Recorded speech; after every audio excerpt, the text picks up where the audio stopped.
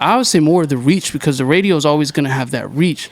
Yeah, it's definitely a reach factor. I think there's a false narrative that radio's listenership is like dying when it's not, because we see the numbers, right? So it's like radio's still the one free platform that everyone in the world has access to, or everyone in the country has access to, right? No matter what, you get into a car, you could pick a radio station and it's free.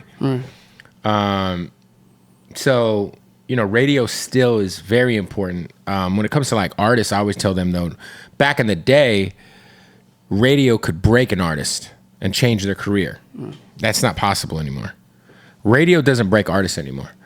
We solidify stars. So if you already got this shit going, steroids, we're the last step in your process now. When back in the day, we might have been the first step. We might have been the artist that we might have, like, radio had the power to pop one artist off.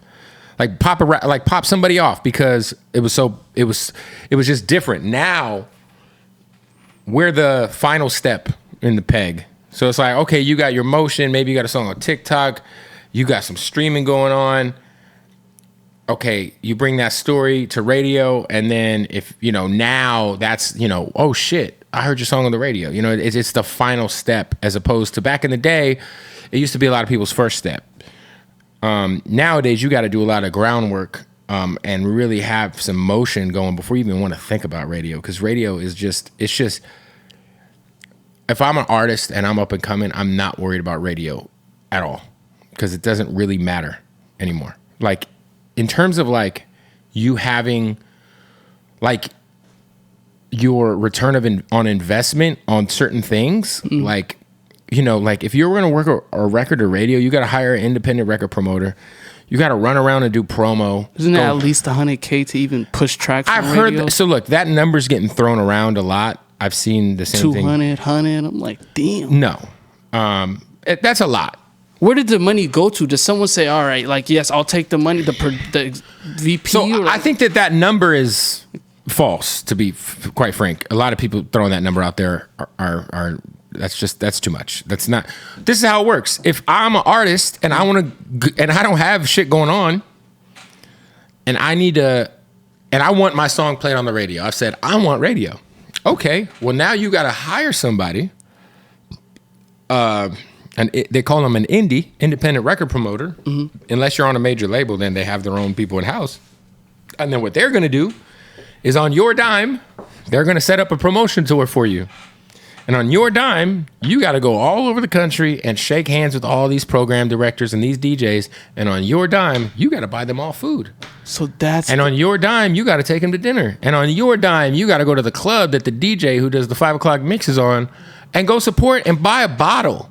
Just so hopefully he plays your record on the radio. So there's all of these things you have to do. And the thing is you don't, like, I want to be very clear when I say this. Just because you take someone to dinner doesn't mean they're going to play your record, because that's illegal, period. Payola. But what you want to do is build relationships. Yeah. So if you're so-and-so and you hire so-and-so as your record guy, he's going to be like, hey, let's put a Texas run together.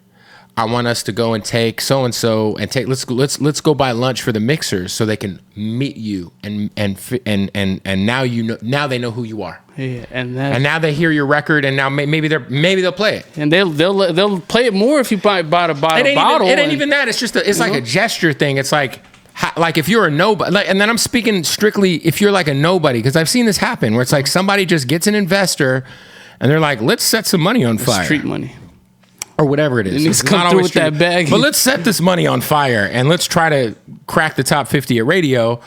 And you can, but it's just like it's about on your dime, you have to go across the country and shake hands, getting hotel rooms, getting food, meeting people. Like, that shit ain't free. You just fucked my head, because I'm like, where does somebody just say, here's 100, or we'll do the transfer? Nah. Who takes 100? Listen, like, what's not happening is motherfuckers is not just, you can't just walk up to somebody and say, hey, here's $10,000, play my radio, play my song. That's us common people at home. We like $100K to work a song. You just got to bring it and drop it off to them. Listen, that is a myth. That does not exist. Okay. Now, the problem is people were speaking on it. They speak on it from a place of ignorance. That is not a thing. What is a thing, though, is it costs money for you to move around and meet all of these people. Because if you want to pick up a station in Albuquerque, or you want to pick up LA, or you want to pick, you have to go and like, you kind of have to, it's like a marketing thing, really. It's like, yo, I'm trying to go to Florida and I need to go visit so-and-so in Fort Myers. I need to go to Miami. Florida's alone probably like 25 radio markets. So you might go to Florida and you need to go see so-and-so in Miami, 3 or 4 people in Miami. Then you need to go to Fort Myers and see 2 or 3 people. And you're budgeting that. Then you need to go to fucking Tampa and Orlando, which are 2 different markets, and see 2 or 3 people in each city. Then you need to go to Gainesville and go see one person in Gainesville, my boy Vinny Fu. But then you getting in that car, renting a car, the gas, the food. It's going total love. Yeah, it's not cheap. And it's not worth it. You're better off alleviating some of that financial stress by making your record pop first.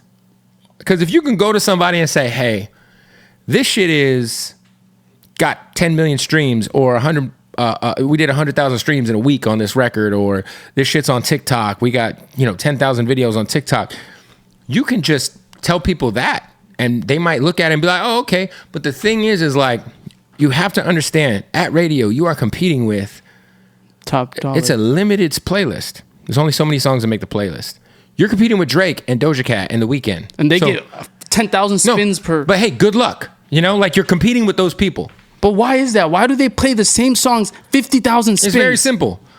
It's actually literal math, science, if you will. There's a science to it. So the average radio listener only listens for 15 minutes a day. So your average listener listens for 15 minutes a day. Some markets a little more. But let's say the average engaged radio listener only listens for 15 minutes a day. You get a set of research that tells you what song is researching the best in whatever market you're in. What song is streaming the highest in whatever market you're in. What song is Shazamming the highest in whatever market you're in.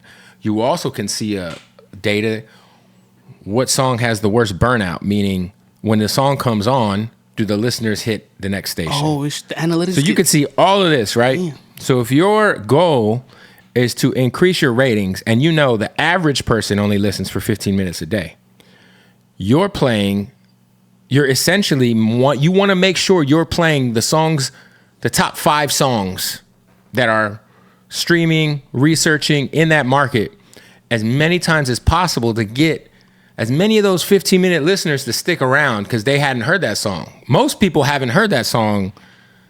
Most people weren't listening for 2 hours straight to the radio. Somebody just got in the car. Oh, shit, this is my shit. Now, if they get into the car again in an hour and a half, they might hear that same song again. But the reason for that is because most people are only listening for 15 minutes a day. So if you only got a 15-minute window to get someone to stay, you want to play the shit that is hot. You want to play the shit that's researching well, because that gives you a better chance to get them to stay for another 5 minutes. Because in radio, it's a quarter-hour game. So 15 minutes, if you can get someone to stick with you for 15 minutes, that's a big deal. If you can get someone to stick with you for 30 minutes, that's a huge deal. So it's really just a numbers game. So the people who are sitting at Circle K all day and the radio's on for 8 hours while they're on, they're going to be like, yo, what the fuck? But it's cool. No, you hit it on it. Nobody's sitting in the car all day unless you might jump into an Uber and get dropped off. And then what?